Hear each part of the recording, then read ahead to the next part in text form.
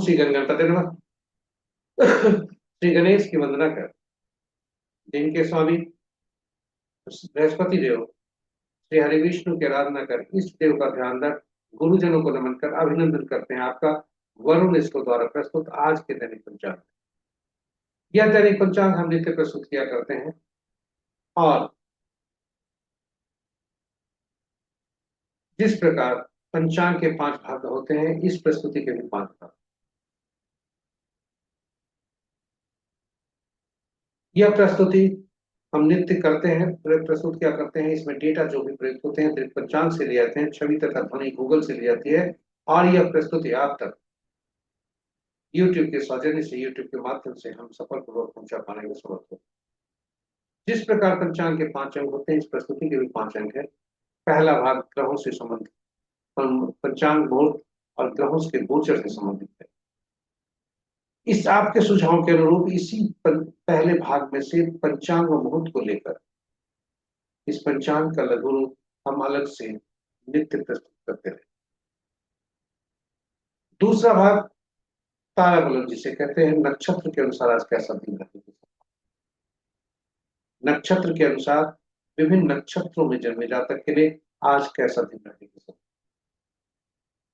इसे तारा बलम कहते हैं। नक्षत्र को तारे भी कहा जाता है। तो आज के तारे क्या बोल, यह नवतारा चक्र पद्धति पर आधारित है, जिससे हम किसी भी जातक के पूरे जीवन काल में ग्रहों की शुभता और अशुभता भी जान सकते। विस्तृत चर्चा प्रस्तुत।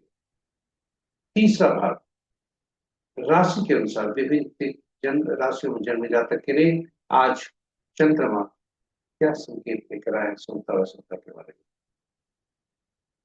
विस्तृत चर्चा प्रस्तुति में इसे चंद्र बलम कहते हैं। चौथा भाग चौघड़िया। चौघड़िया एक मुहूर्त ज्योतिष। हम नित्य जो कार्य करते हैं, दैनिक कार्य से संबंधित हो सकता है,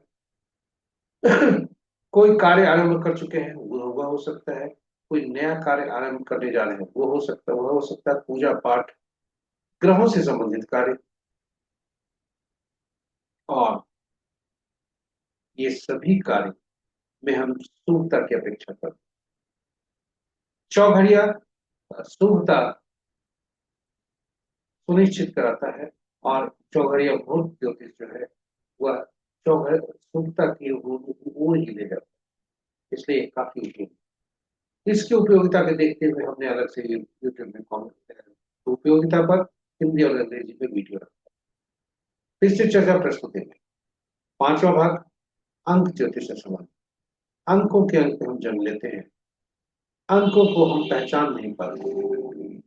अंक हमारे लिए काफी उपयोगी हुआ करते हैं। सकारात्मक और नकारात्मक दोनों प्रकार की ऊर्जा देते हैं। जरूरत है अंकों को पहचानने का और उनसे सकारात्मकता लेने का और अपने जो दिन है, अपने जो समय है उसको ठीक करने, ताकि अंकों से हम जो शुभता है उसी को बराबर प्राप्त करते रहें और अपने जीवन को प्रसार करें। तो अंकों को पहचानने के उद्देश्य से यह प्रस्तुति, अंकों को समझने के उद्देश्य से यह प्रस्तुति, और साथ ही साथ आज के अंक विभिन्न किसी भी माह के विभिन्न तिथियों को जन्मे जातक के लिए क्या संदेश लेकर आए, शुभता और अशुभता के बारे में। तो ये सभी प्रस्तुति आपके लिए महत्वपूर्ण है, उपयोगी होने वाला है, ज्ञानवर्धक होने वाला है तथा सार्थक होने वाला है। जाइएगा नहीं, हमारे साथ बने रहे। और हम पंचांग के दैनिक पंचांग में आगे बढ़े और पंचांग की चर्चा न करें तो यह चर्चा अधूरी सी लगती है, इसलिए थोड़ी सी चर्चा पंचांग की महत्ता पर।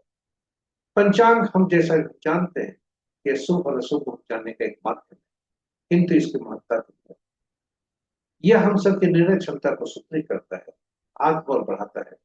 पंचांग प्रकृति और ब्रह्मांड की ऊर्जा के साथ संतुलन स्थापित करने में सहायक होता है, जिसके फलस्वरूप हम सबके जीवन में शांति, समृद्धि और सकारात्मकता का संचार सुनिश्चित होता है।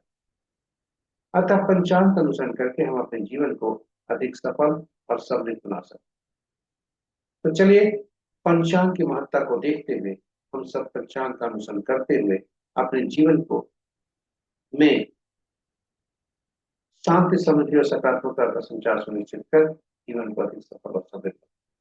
साथ ही साथ साझा कर प्रस्तुति को अपने मित्रों, परिजनों का शुभेच्छों के संग, ताकि वे भी अपने जीवन में शांति, समृद्धि और सकारात्मकता का सुनिश्चित संचार सुनिश्चित करते हुए जीवन को अधिक सफल और समृद्ध बना सके। और उनके इस प्रयास में हम सब एक माध्यम बनकर सभी के। तो चलिए प्रस्तुति में श्री राम की उद्घोष कर श्री राम का नाम लेते हुए आगे बढ़। जय श्री राम। जय श्री राम। पंचांग आज का पर आज का दिनांक 11 दिसंबर 2025।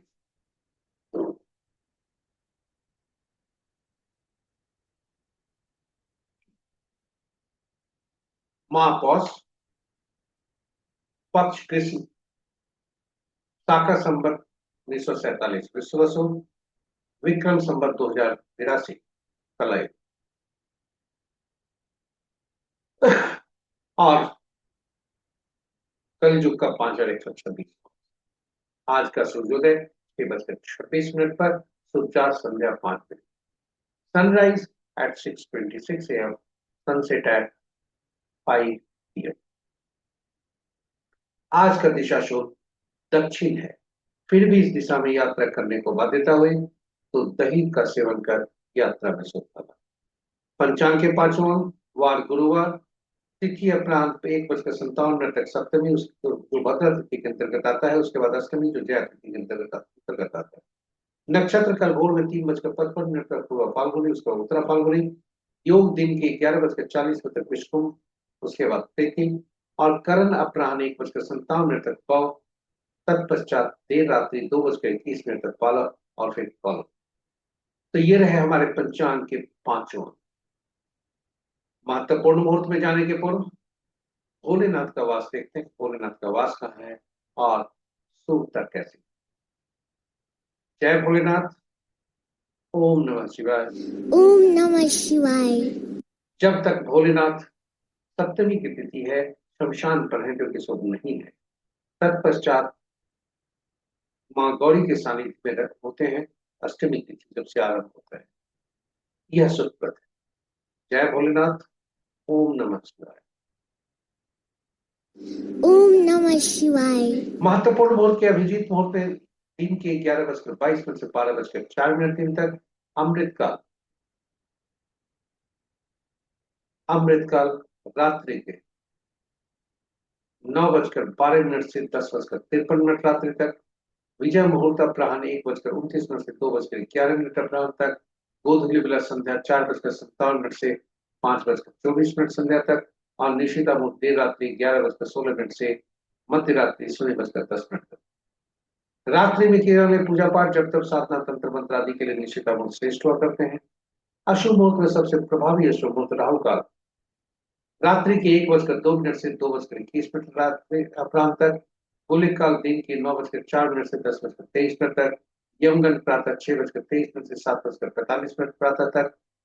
वर्ज मुहूर्त दिन के 11:08 से 12:49। ये रहे हमारे महत्वपूर्ण शुभ और अशुभ मुहूर्त। ग्रहों के आकाशीय स्थिति को देखते हैं, जो स्थानीय समय पटना के 5 बजे प्रातः का है। मंगल देव अभी अस्थि चल रहे हैं। अंश के अनुसार यदि ग्रहों को देखा जाए तो सूर्य देव, चंद्र देव, शुक्र देव तथा राहु और केतु देव ये शक्तिशाली है। शेष ग्रह विभिन्न अवस्थाओं में रहते हुए कमजोर, बाल्यावस्था या वृद्धावस्था। बृहस्पति देव अभी तक बकरी हैं और मंगल देव अस्त। इस प्रकार मित्र राशि में एक इस प्रकार कहे, एक ग्रह अस्त है और एक ग्रह बृहस्पति देव बकरी, राहु और केतु हमेशा बकरी। ग्रहों की शक्ति राशि के अनुसार मित्र राशि में 4 ग्रह, शत्रु राशि में 2 ग्रह, सम राशि में 3 ग्रह और अपनी ही राशि में कोई ग्रह। सबसे ज्यादा ग्रह मंगल सूर्य और बृहस्पति की राशि में, मंगल की राशि में 3 ग्रह, सूर्य तथा बृहस्पति की राशि में दो दो ग्रह, शुक्र की राशि में कोई ग्रह नहीं और शेष ग्रहों की राशियों में एक एक ग्रह। चंद्रमा और शुक्र की राशियों में कोई ग्रह नहीं। नक्षत्र के अनुसार ग्रहों को यदि देखा जाए तो मित्र नक्षत्र में एक ग्रह, शत्रु नक्षत्र में एक ग्रह, सम नक्षत्र में 5 ग्रह और अपने ही नक्षत्र में बृहस्पति देव और राहु।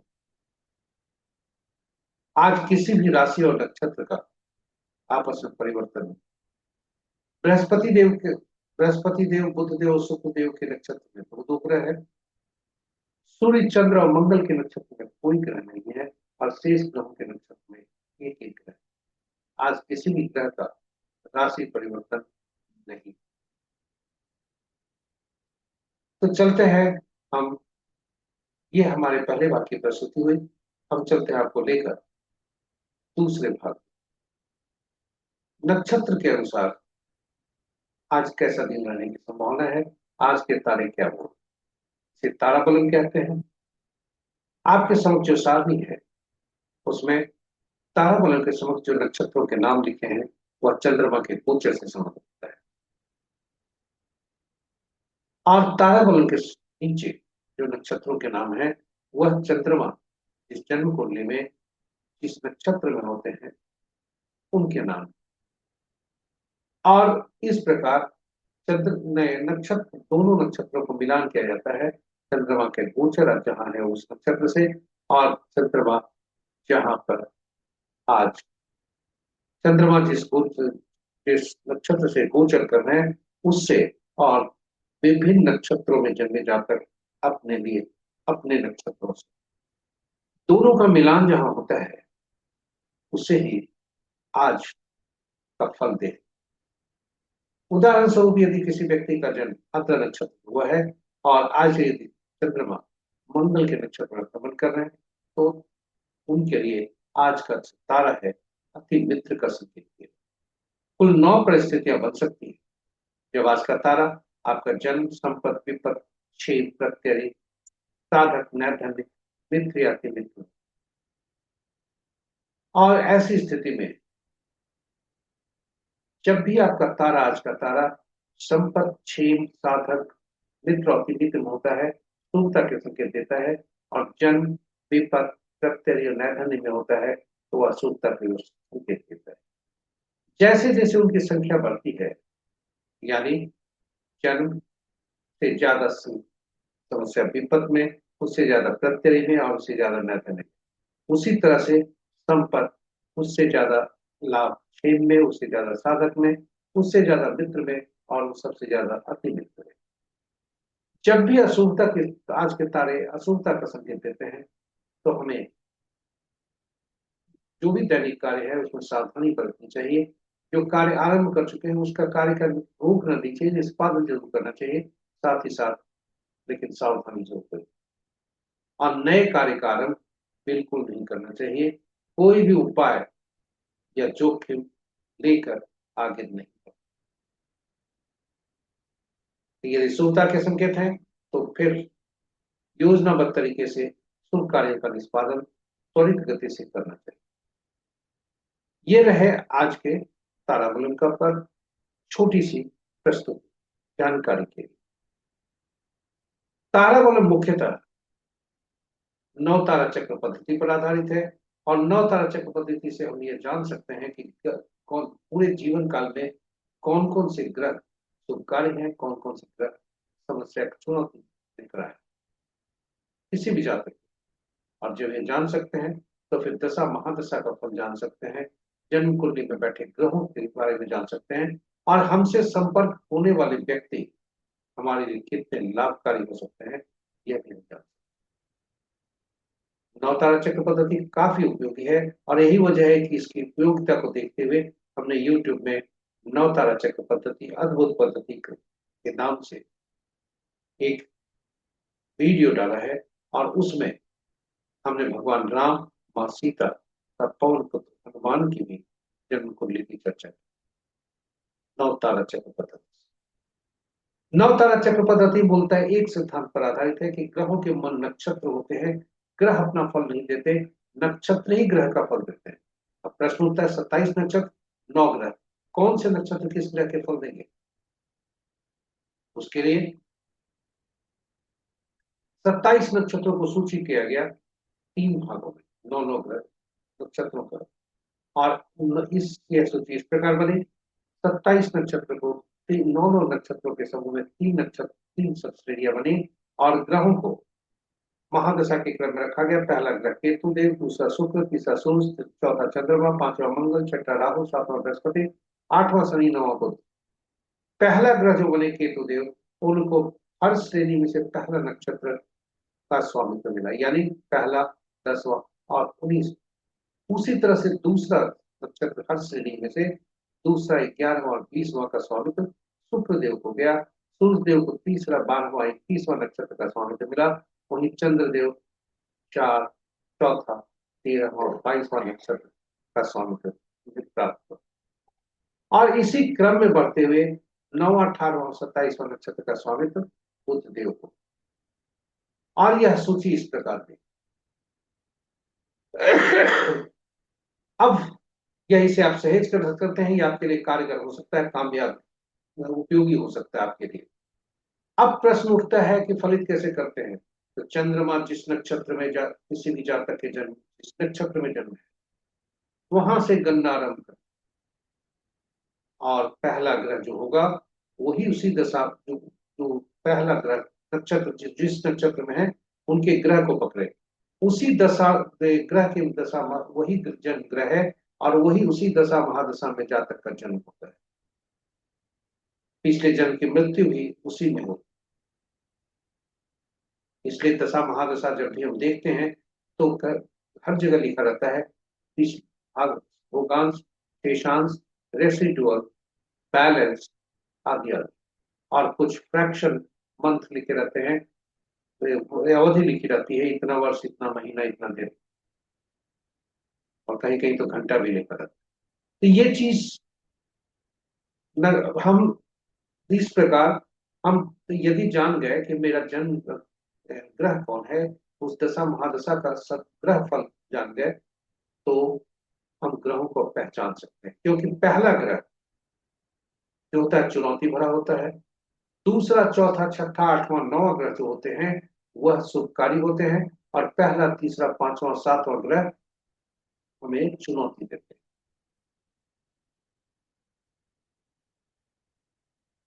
इस प्रकार हम ग्रहों को पहचान सकते हैं कि कौन कौन ग्रह हमारे लिए शुभकारी होंगे, किस दशा महादशा का फल शुभकारी होगा, जन्म कौन से ग्रह, जन्म को लिए बैठे ग्रह हमारे लिए शुभकारी हो सकते हैं, कौन से ग्रह थोड़ी सी परेशानी पैदा कर सकते हैं जन्म को लेकर, और हमारे लिए कौन से अशुभ ग्रह हैं, और अशुभ ग्रह के नक्षत्र में जन्मे जातक हमारे लिए कभी भी शुभ फल नहीं लेकर आ सकते, चुनौती भी लाए। उसी तरह जन्म कुंडली में बैठा दूसरा ग्रह जो आपका है, वह है, अगर उससे संबंधित कार्य जो जन्म कुंडली में देखें, उस दूसरा जो ग्रह जहां बैठा है उस ग्रह से भाव से संबंधित, उस ग्रह से संबंधित, और उस ग्रह का स्वामी जहां बैठा हुआ है, उस भाव का स्वामी जो बैठा हुआ है, राशि स्वामी, उससे संबंधित, ये तीनों का ताल मिलकर यदि हम कार्य करते हैं तो संपत्ति का लाभ होता है, क्योंकि दूसरा ग्रह संपत्ति है। किंतु वही दूसरा ग्रह यदि यदि वो भाव में, ऐसे भाव में बैठा हुआ जिसके स्वामी हमारे लिए अच्छे फल नहीं देते हैं, फिर परेशानी होती है। तो ये रहे आज का आप पहचान सकते हैं आपका जन्म। उदाहरण स्वरूप आज का दिन गुरुवार है, बृहस्पति के नक्षत्र में जन्मे जातक यदि हम देखें पुनर्वसु, विशाखा या पूर्वा भाद्रपद है, तो उनके लिए शनि, केतु, सूर्य, मंगल और राहु शुभकारी। वही बाकी ग्रह परेशानी भरे हो सकते। इस प्रकार हम ग्रहों को पहचान सकते हैं। आप भी अपने ग्रहों को पहचानिए, अपने नजदीकी व्यक्तियों के ग्रहों को पहचानिए, और शुभता अशुभता को पहचानिए। कब आपका अवधि शुभता आने वाला है, कब जो है चुनौती भरे हो सकते हैं समय, और शुभता की अवधि में सभी कार्यों का निष्पादन योजनाबद्ध तरीके से आप करें। चलिए अब वापस चलते हैं तारा बलम पर। आज के तारे क्या बोल रहे हैं? शुभता और शुभ विभिन्न नक्षत्रों में जन्मे जातकों के लिए शुभता अशुभता के तो आज का चंद्रमा जो गोचर कर रहा है वह एक तरह से पूर्व फाल्गुनी नक्षत्र में गोचर कर रहा है। 3:05 भोर तक वे इसी नक्षत्र में रहेंगे चंद्रमा। और इस प्रकार हम फलित कर सकते हैं। उदाहरण स्वरूप भरणी पूर्व फाल्गुनी या पूर्व नक्षत्र में जन्म जातक के लिए यह आज जन्म का नक्षत्र है। तारा जन्म के में है और यह उनके लिए मिश्रित फल दे सकते हैं, अशुभकारी हो सकते हैं। 3:55 के बाद संपत्ति का कारक है जो कि शुभकारी।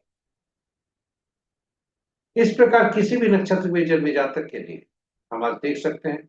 आज सावधान जो व्यक्ति जिस जातक को रहना है वह मंगल के नक्षत्र में जन्मे जातक के लिए और राहु के नक्षत्र में जन्मे जातक ये सावधान है, क्योंकि इनके लिए नैधन्य का तारा आज का संकेत दे रहा है जो कि अति पीड़क है। यदि जातक का जन्म पुनर्वसु विशाखा पूर्वा भाद्रपद में है तो पहला भाग प्रत्ययी है, दूसरा भाग सात होता है। और इसी प्रकार हम देख सकते हैं।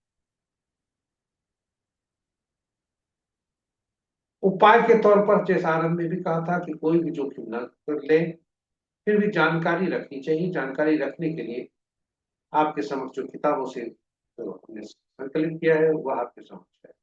तारा यदि जन्म में होता है तो पीला कद्दू पत्ते वाली सब्जी का दान, विपत्त में होता है गुड़ का दान, प्रत्यय में होता है नमक का दान, न्यायधन्य है तो बहुत त्याग जरूरी है, मजबूरी हुई तो तिल से एक स्वर्ण का दान। किंतु यह किताबों से है, इसलिए जो अपने कार्यों में शुभता लानी है तो कोई भी व्यक्ति अपने कार्य में शुभता चाहता है, शुभता लानी है तो यदि अशुभ तारा में आज का तारा संकेत दे रहा है तो आप जोखिम नहीं है। इस प्रकार हमारे दूसरे भाग की प्रस्तुति यहाँ पर समाप्त होती है। तीसरे भाग में आपका स्वागत। चंद्रबल आज का राशि क्या कहता है? आज का राशि विभिन्न राशि में जन्मे जातकों के लिए क्या कहता है? तो आज चंद्रमा का गोचर नहीं है, इसलिए जो भी परिणाम है वह पूरे दिन के लिए है और पूरी रात। तो चंद्रमा आज कह रहा है कि यदि आपका जन्म मिथुन, सिंह, तुला, वृश्चिक, कुंभ और मीन राशि में हुआ है तो आपके दिन आज शुभता के संकेत है। शेष राशि वाले जातक के लिए थोड़े सावधान रहने की आवश्यकता है। दैनिक कार्य से लेकर के विशेष कार्यों तक और वाहन चलाते समय सावधान रहें। इष्ट देव का ध्यान धरें। अपने अपने धर्म के अनुसार अपने इष्ट देव का ध्यान धरें और कार्य पर चलें। दैनिक कार्य अपने सावधानी पर, वाद विवाद से दूर।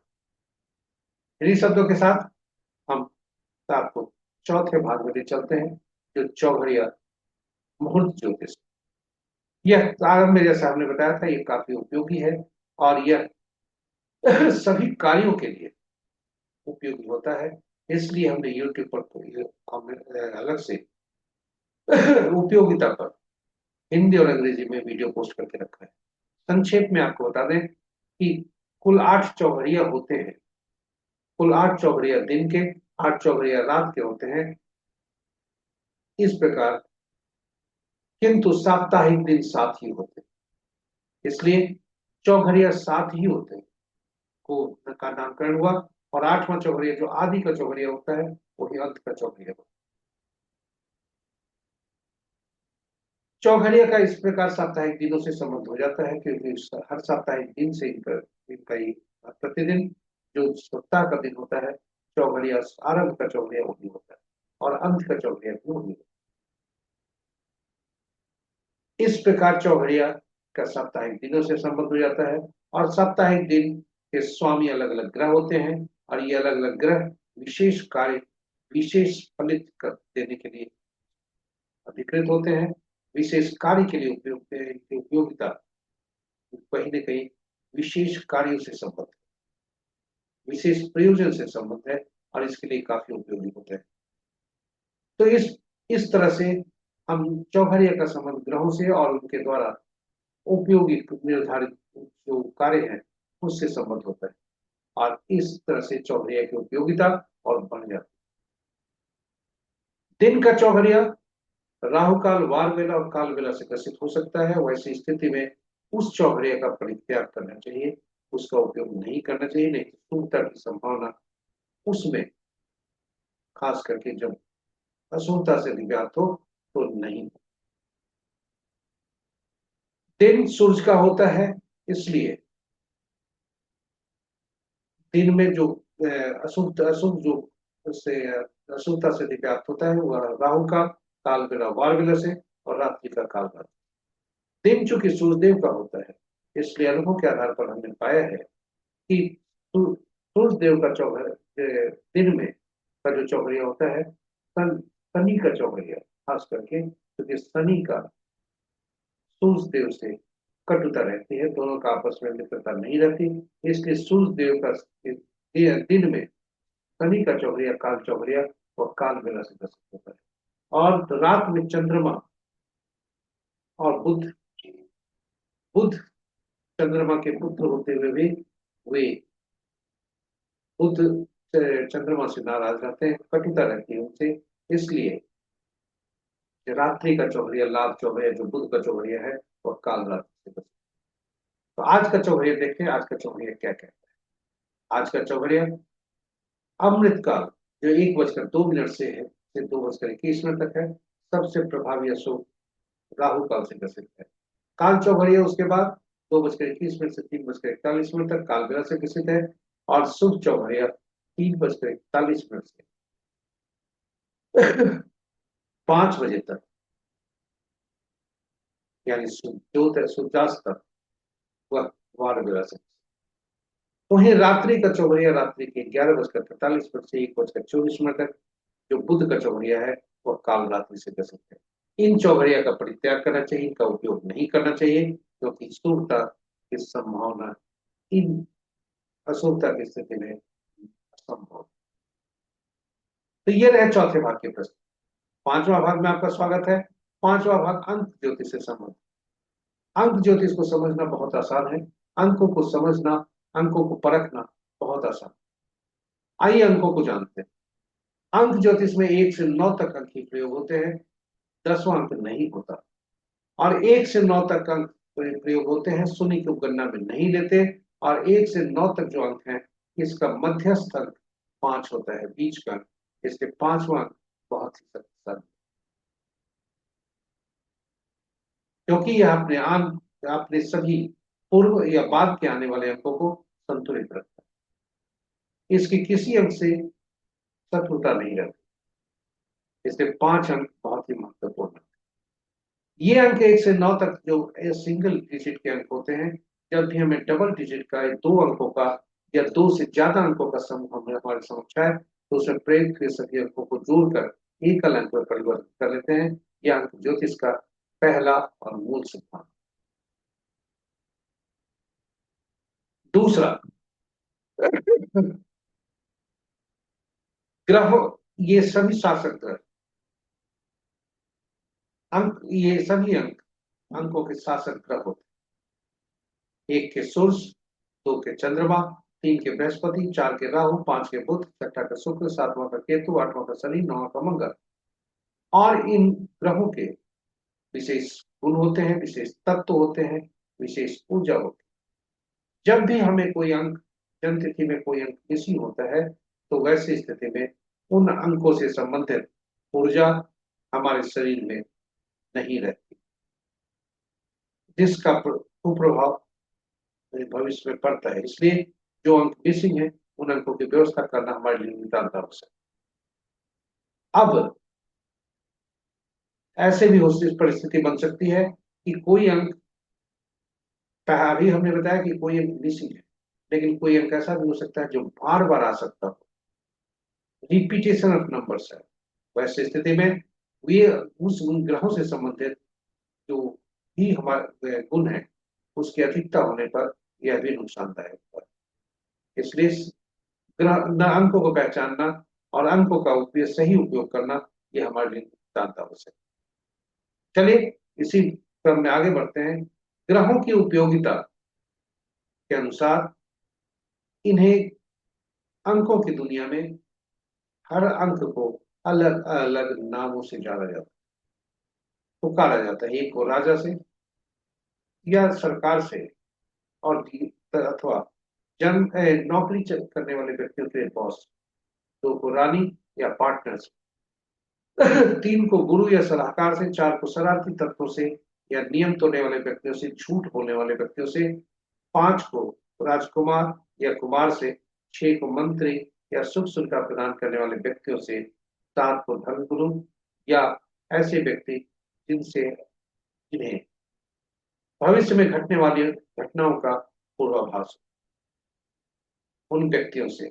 आठ को समाज के नीचे के तबके के लोगों से, अधीनस्थ कर्मचारियों से, हमारे अधीन कार्य करने वाले लोगों से, नौकर चाकर से, न्यायालय से।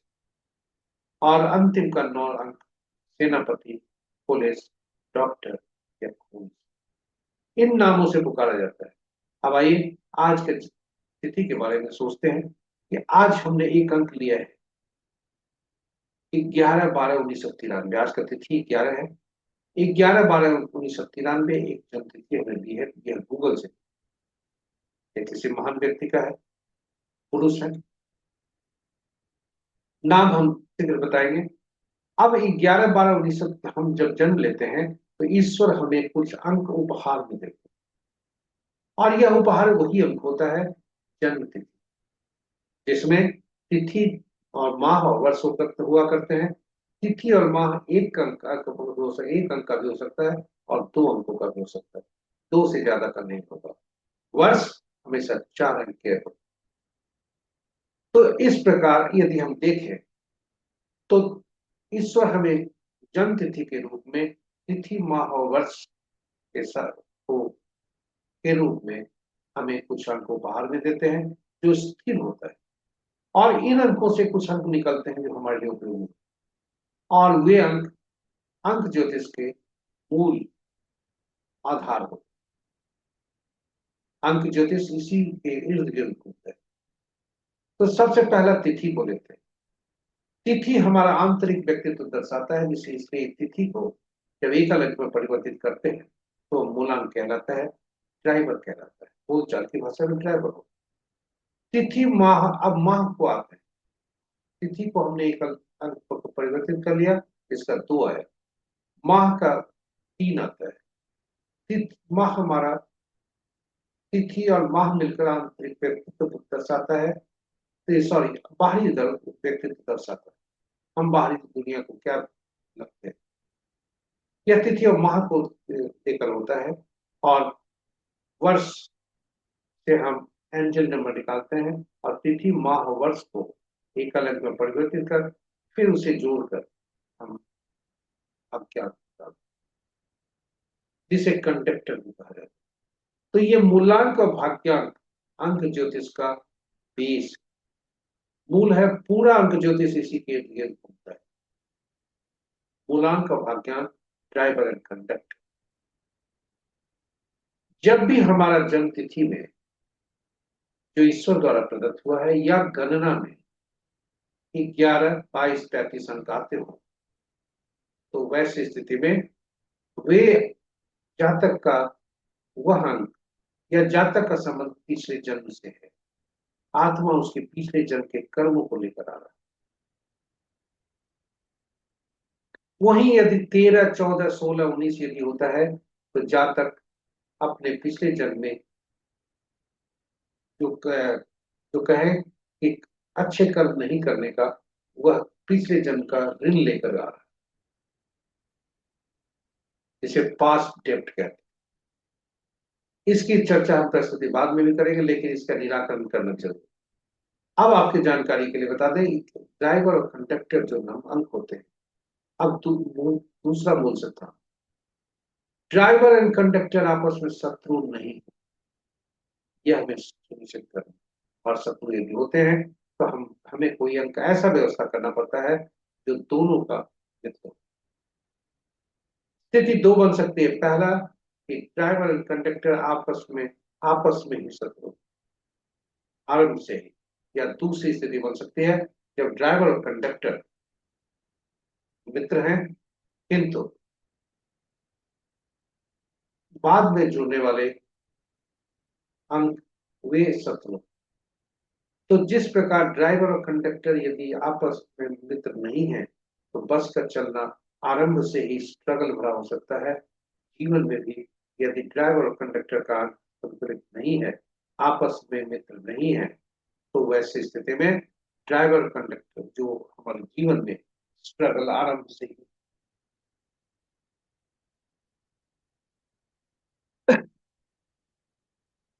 इसके अतिरिक्त यदि दूसरी परिस्थिति बनती है जब बस में बाद में ड्राइवर और कंडक्टर आपस में मित्र होते हुए भी बाद में ऐसा कुछ पैसेंजर्स या पैसेंजरों का समूह जब चढ़कर सवार होता है, वे ड्राइवर और कंडक्टर किसी के शत्रु होते हैं, तो उस स्थान से बस का चलना और बात चलने में बाधा हो। जीवन में भी वही है, जिस पड़ाव पर हम दुश्मन अंक ले आते हैं वहां से हमारे हमारे जो समय है, हम अपने से ही अपने समय को खराब करते हैं और वह हमें पीड़ा देने लगता है, बाधा देने लगता है। इसलिए अंकों को पहचानना जरूरी। इस जातक का मूलांक भाग्यांक आप सभी देखें। मूलांक स्कीम का 2 होता है जो कि हमारा आंतरिक व्यक्तित्व दर्शाता है। भाग्यांक 9 है जो इनके कैरियर से संबंधित। एंजल संख्या जो वातावरण को दर्शाता है वो 7 है और बाहरी व्यक्तित्व जो दर्शाता है वह 5 है। क्योंकि 2 और 3 जन्म तिथि और माह को जोड़कर हमारा यह अचीवमेंट नंबर या एटीट्यूड नंबर इसको कहते हैं, यह हमारा बाहरी व्यक्तित्व दर्शाता है। इस प्रकार हम सभी ये सारे अंक जो हमने सृजित किए जन्म तिथि से, ईश्वर द्वारा प्रदत्त अंक उपहार वाले अंक से, यह हमारे लिए स्टैटिक होते हैं, डायनेमिक नहीं होते। डायनेमिक अंक वो होते हैं जो हम बनाते। उदाहरण स्वरूप मोबाइल हमने लिया, गाड़ी हमने खरीदी, मकान हमने बनाया, आदि आदि जितने ये होते हैं यह सब हम बनाते। कोई शहर में हम दूसरे शहर में स्थापित हो गए, आदि ये सभी चीजें। प्रश्न उठता है कि आज का अंक जब हम दुश्मन अंक भी ले आए तो यह तो हम सोचे कि दुश्मन अंक नहीं लाए, लेकिन अगर हमारा ड्राइवर और कंडक्टर ही शत्रु है तो स्रोत क्या होगा जहां से हम इसके ऐसे अंक लाएं जो दोनों में मध्यस्थता कर सके और यह दोनों के लिए शुभ हो, मित्र हो, शत्रु नहीं हो। तभी तो आप अगर ड्राइवर कंडक्टर का अंक आपस में मित्र हैं तो ये दोनों के लिए कारगर हो। वह उसका स्रोत कौन सा हो, क्योंकि जब हम मोबाइल लेते हैं तो उस तिथि से आरंभ होता है, उसकी उपयोगिता जब हम होते हैं तो वह नंबर एक्टिवेट होता है, अंक एक्टिवेट होता है। तो कहाँ से आरंभ करें? इसलिए आरंभ से हम एक ही अंक होता है जो कि अंत तक काम करता है, वह होता है नामांक। जी हाँ, नामांक। आप कहेंगे नाम में अक्षर होते हैं, अंक कहाँ से आया? तो हर अंक के अक्षर अंकीय, हर अक्षर के अंकीय मूल्य हो जो आपके समक्ष।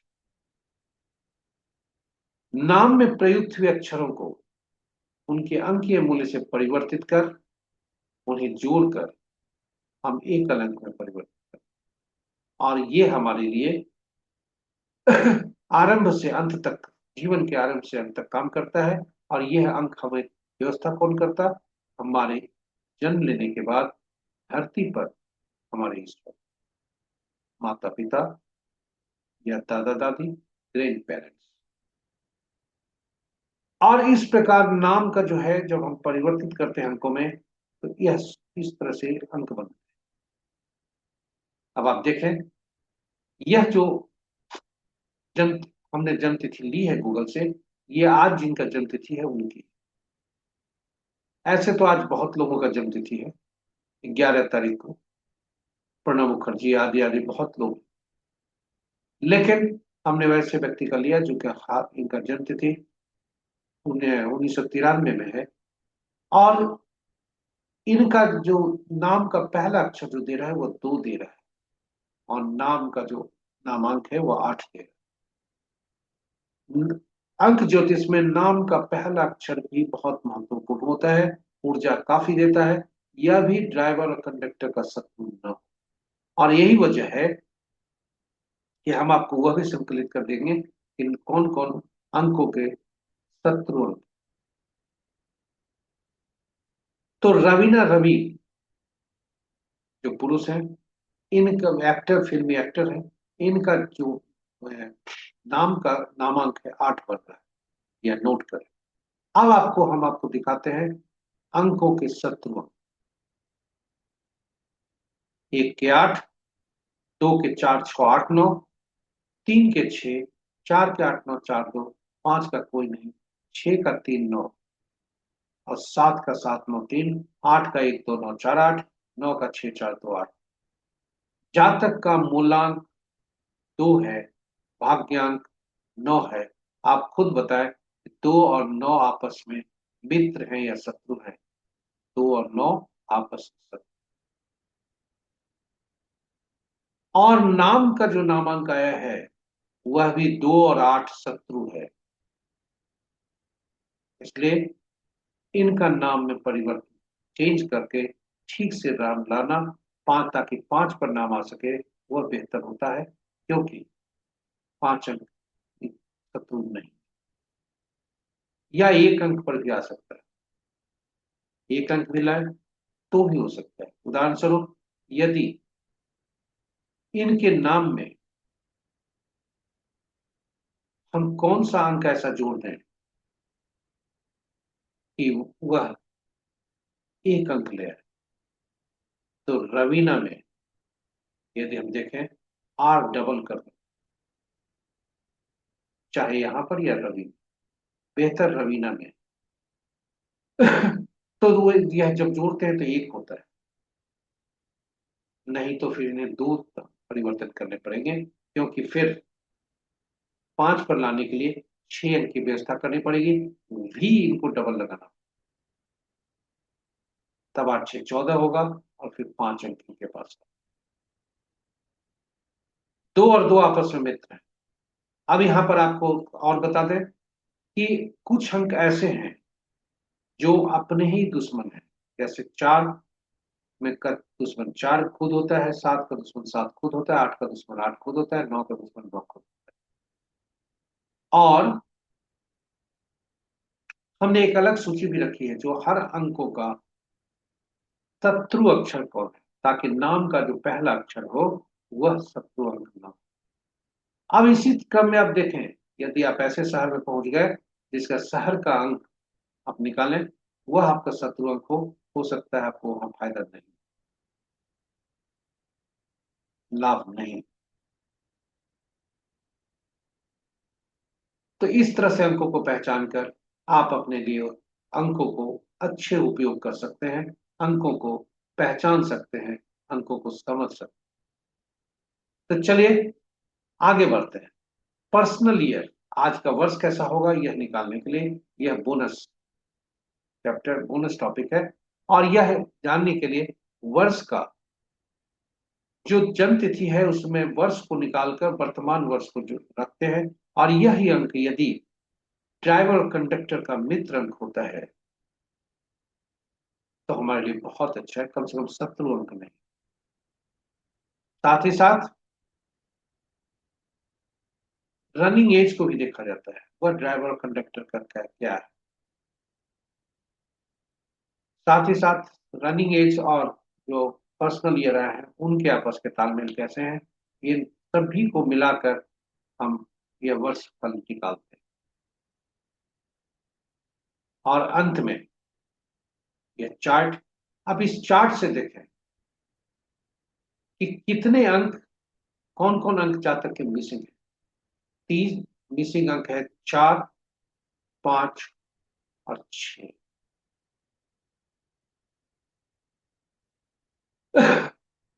यह लोसो ग्रेड से निकाला जाता है, और इसमें हर जो जो भी रोज कॉलम सभी के अलग अलग मायने होते हैं, अलग अलग इनका अर्थ निकलता है।